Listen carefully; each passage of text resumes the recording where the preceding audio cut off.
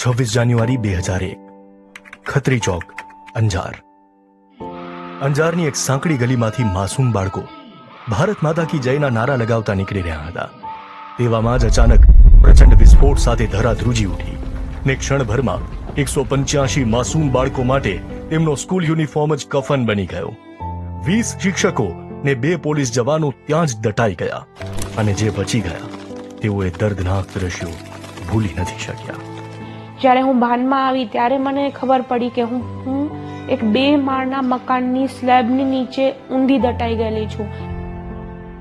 Rally તો આખી આ જૂના મકાનો અને બજારના જે કાટમાળ હતા એની વચ્ચે દટાયેલા।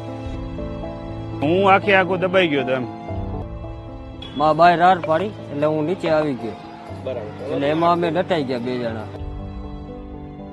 મોતના મુખમાંથી બહાર આવેલા કેતન રાઠોડની આપવીતી કંપારી છૂટી જાય તેવી છે।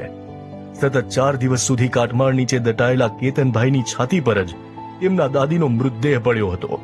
જીવન અને મરણ વચ્ચેની એ જંગમાં તરસ छिपाવવા પોતાનો પેશાબ પીવો પડ્યો હતો।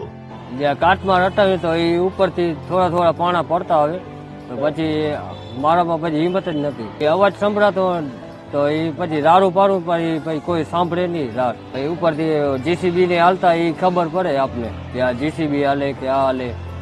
જ્યારે આ હોનારતના સાક્ષી મિત્તલ ઠક્કર આજે પણ એ ક્ષણને યાદ કરીને ધ્રુસકે ને ધ્રુસકે રડી પડે છે। હું મૂવમેન્ટ કરતી હતી તો આખી બાળકોની રેલી એક સાથે એક જ રોમાં આખો વિડિયો જોવા માટે ડાઉનલોડ કરો દિવ્ય ભાસ્કર એપ।